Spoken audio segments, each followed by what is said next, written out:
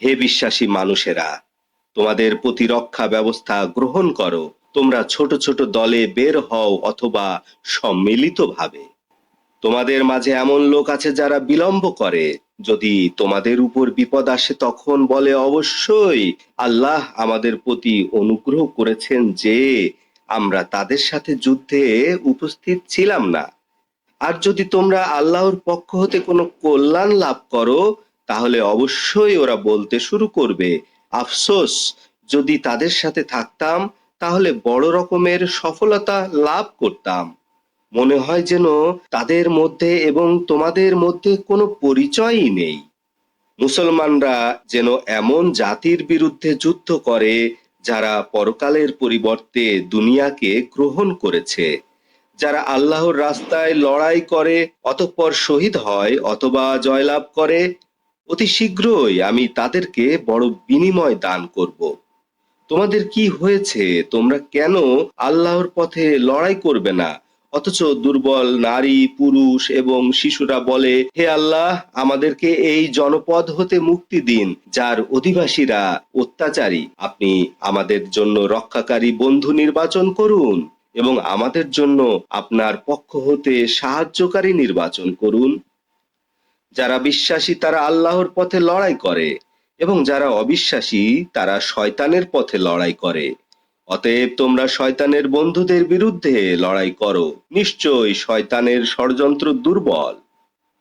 হে রাসূল, আপনি কি ওদেরকে দেখেছেন যাদেরকে বলা হয়েছিল, তোমরা হাত গুটিয়ে রাখো, সালাত আদায় করো, যাকাত দাও? অতঃপর যখন তাদের উপর যুদ্ধ ফরজ করা হলো, তখন তাদের মধ্যে একদল মানুষকে আল্লাহর সমান অথবা আল্লাহর চেয়েও বেশি ভয় করতে লাগলো এবং বলতে শুরু করলো, হে প্রভু, কেন আমাদের উপর যুদ্ধ ফরজ করলেন? আরো কিছু সময় কেন দেরি করলেন না? আপনি বলে দিন, দুনিয়ার ভোগ বিলাস সামান্য এবং আল্লাহ ভীরুদের জন্য পরকাল উত্তম। তোমাদের উপর সামান্যতম জুলুম করা হবে না। তোমরা যেখানেই থাকো না কেন, যদি মজবুত দুর্গেও অবস্থানকারী হও, মৃত্যু তোমাদেরকে পাবে। যদি তারা কোনো কল্যাণ লাভ করে তবে বলে, উহা আল্লাহর পক্ষ হতে।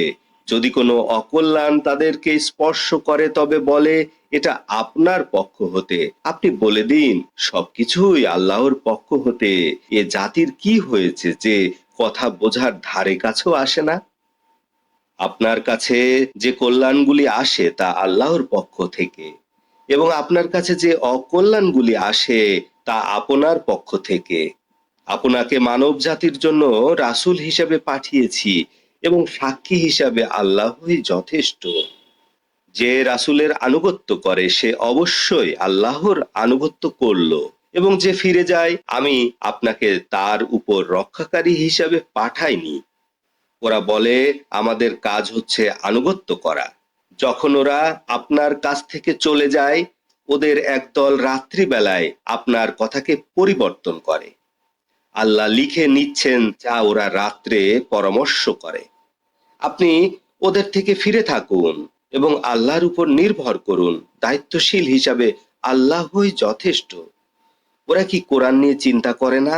কোরআন যদি আল্লাহ ছাড়া অন্য কারো রচনা হতো তাহলে ওরা কোরআনের মধ্যে অনেক মতভেদ দেখতে পেত।